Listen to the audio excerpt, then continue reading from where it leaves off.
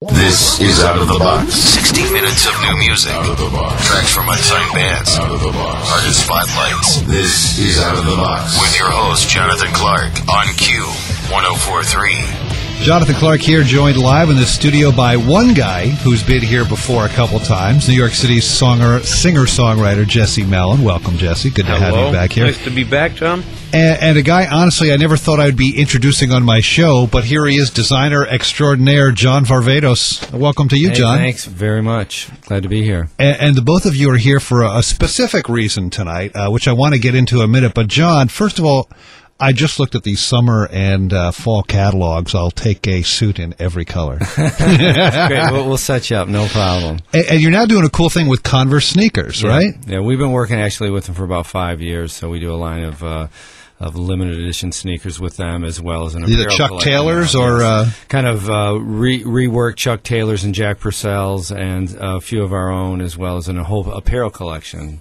Wow, you have great stuff. And when you go to the John Varvatos website, I love it. The first picture you see is Velvet Revolver outside some bar in Hollywood.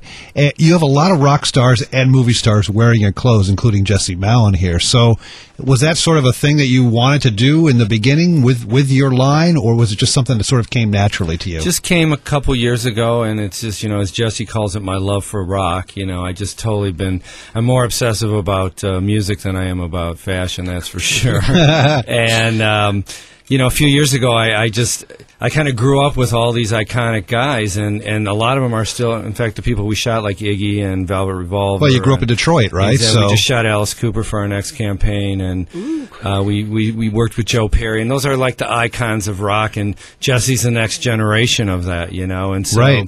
It was something. I feel like my clothes are kind of iconic. They're very lasting, and I look at those guys, and I think that no matter how aged they look, their music lasts forever. Explain to me the Chris Cornell connection, because he's on this same show tonight, actually, that we're doing tonight. So he shot some things with you for... Yeah, Chris was in one of our campaigns as well, and we're friends with Chris. And he just, he's another iconic guy. When you look at the bands he's been with and what he's done, and his music will live on for a long time as well. And again, this just kind of people who love what we do and we love what they do, and there was a nice connection. You grew up in Michigan. What bands did you really love back in the day? Stooges, MC5, Ted Nugent, Bob Seger. I mean, all the Detroit bands. Aretha Franklin? Of course, Motown was a big part of it, but I was really like a Stooges, MC5 obsessive, and I still am. So, Jesse, you have a great new album out, Glitter in the Gutter. How did you guys hook up? How did this all happen? A while back, I got a phone call to be asked to play. They said, well, this guy John Varvatos, is a designer, kind of heard the name, I don't know much about fashion, to play a launch party for his new fragrance. And it was going to be in New York at this place, the Canal Room, I believe. Yeah, great place. And he had seen me play in London and had the record. And so I went into it just thinking... Back about 3+ years ago. 3.5 years ago. Yeah. And I went in thinking, all right, this is something unknown, but, it's a good exposure, and it was some money. And we went and played a set, and I got to meet John, and suddenly we realized that we had a very similar record collection and passion, and started bumping into him at other shows. We'd go to see Cheap Trick or Social Distortion. Oh, there's that John. And so we kind of stayed in touch and became friends. And then we did another event together. John does a lot of charity stuff, not only tied with rock and roll, but out in Los Angeles, a yearly benefit, I'm right? Yeah, we've been doing it for 5 years. 5 years for a thing called Stewart House, which is for raped and abused women in the Santa Monica, Los Angeles, and children. Yeah.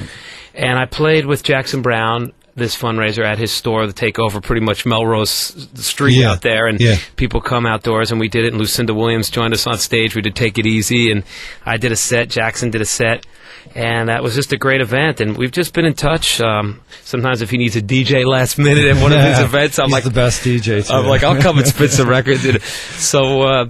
with my record coming out, John approached me and said, I'd like to do something, why don't we get together and think up a charity that would be important, that we both feel is in New York and our hearts are in, and do an event that would be a rock show, a full gig, that would be sponsored by John Varvatos, and we got Spin Magazine on board, and we picked Free Arts NYC, which is local, that deals with, abused children and people that are fostered and people that have been sexually abused. and it's art therapy is the healing for it. And there's somebody, we checked out a lot of charities, and charities can be a weird thing. You don't know where the money's going to go, what the thing's really about. I went down on a Saturday afternoon and I saw these kids, doing poetry and songs and creating artwork, and it was pretty intense and pretty wonderful to see the response and how they connected. So the event is at the Highline Ballroom. This coming Wednesday night, June 6th. Yeah. Wednesday. And a band called Radio 4. We picked Oh, they're fantastic. Yeah, real good, loud, fun party band. It has, great political direction, too. Very pointed. And who's DJing? We have somebody DJing the event, Stephen Madden. Yeah. Yeah, Stephen Madden's going to be spinning. The shoe guy? No. And I'm going to say somehow it's all coming together. Yeah, so with the record out and with this, we felt, put something back into the city. And Highline Ballroom being a new venue, they've been really kind in donating a lot of support. And great space. Yeah. Beautiful space. Yeah. So we're doing that. They've been having a lot of cool shows there. I've been away on the road, but I'm missing out on Amy Winehouse and Lou Reed. Oh, yeah, I know. So, Wednesday night, June 6th, this Wednesday night, a benefit for Free Arts NYC with Jesse and Radio 4, and presented by John Varvatos. Jesse and John in the studio with us here on Q1043's Out of the Box. Where do people buy tickets? You can buy tickets, I believe, through ticketweb.com and highlineballroom.com. And JesseMalin.com. Okay. They're all available there. I think that's pretty much, there. HighlineBallroom.com would be the best one, or TicketWeb. And actually, we have authorization now to give away 3 pairs of tickets to this great show. First 3 callers right now, toll-free listener line 1-888-872-1043. We'll go and see Jesse Malin and Radio 4. Highline Ballroom here in the city this coming Wednesday night, so good luck with that. And if you don't get through on the phones, we're going to do a pair online. Q1043.com, keywords Out of the Box right now. I have all the links to John and Jesse and freeartsnyc.org on the Out of the Box page on Q1043.com. It is John and Jesse live in the studio here on Q1043's Out of the Box. Your new album, Glitter in the Gutter, fantastic. You have the song on here, Broken Radio, somewhat of a duet. We talked about it the last time you were here with Bruce Springsteen. A lot of people tell me, when I play this song on the show, they say, that sounds like Bruce Springsteen, 1975. It doesn't, and Bruce sounds great today with the Seeger Sessions Band, but this, for some reason, people have said that Bruce on this song that you wrote and did with him brings out vintage Bruce for some reason. Yeah, I think that's why I picked this song. I'd met Bruce when I made my first record, and we stayed in touch here and there, and he's always been very supportive. He's a real music lover. And I saw him last year at a Seeger Sessions gig, and I went backstage. It was a wonderful night, and he said, he was so happy doing that and loving what he was doing. And I said, well, I'm starting my record in a week or 2. I'm going to L.A. And he said, well, if something comes up, I'd like to be on the record, just really in a soft way.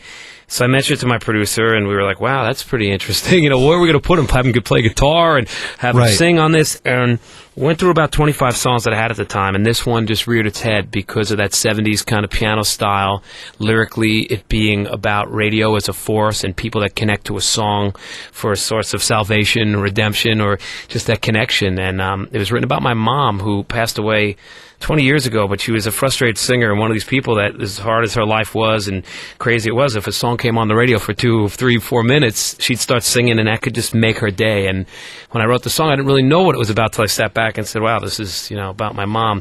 So I sent it to Bruce with a letter and the lyrics and me doing a scratch vocal. And didn't hear from him right away, but then when I heard from him a couple weeks later, we figured maybe he didn't like it or something, but he was just busy. And he said he loved it and would like to do it. So we left Los Angeles and came to the right coast and went to New Jersey and spent a great afternoon at his home studio. And well, you have to describe the surreal experience for anyone who can imagine recording with Bruce Springsteen. Is he like 1-take Bruce, 2-take Bruce? How many? Yeah, he's pretty fast. He's pretty much that voice. He came in on his motorcycle, drove up to his studio from his other place. That's like a commercial right there. Blasted up on a bike, came in. We talked. He wanted to know what I've been up to touring-wise. I hadn't seen him in a couple months. I was locked in L.A. in a studio, just hating life out there. Very New York. But, you write a song in your apartment in some little place. I was living on Grand Street in the Lower East Side, and, you write these little songs. You don't know who's going to hear them, if they're going to come out, which ones will make the record. And here's this song I wrote, and here's Bruce Springsteen, who my dad pretty much turned me on to, who's a guy that when I was searching after Degeneration, a lot of my punk bands for other writers, be it Billy Bragg, Elvis Costello, and Bruce Springsteen was somebody that really gave me a lot of inspiration. And here's somebody singing on the song that I wrote for my mom, singing with me. It's just mind-blowing, and you can't put a price on that. We get free beer in this business, and we get to tour around the world, but, when things like that happen, and he's just very connected and present. You hear all this great stuff about Bruce, and you read the press, he's the working man, he's real, he's honest, but I could tell you, he's a regular guy just like any of us sitting here, And you just did a video for the song, right? We did a video with Danny Clinch, which is somehow all connected in a circle. John uses Danny to do a lot of his ad campaigns with Alice Cooper, Iggy Pop, Velvet Revolver. He shoots those great stuff. Wonderful black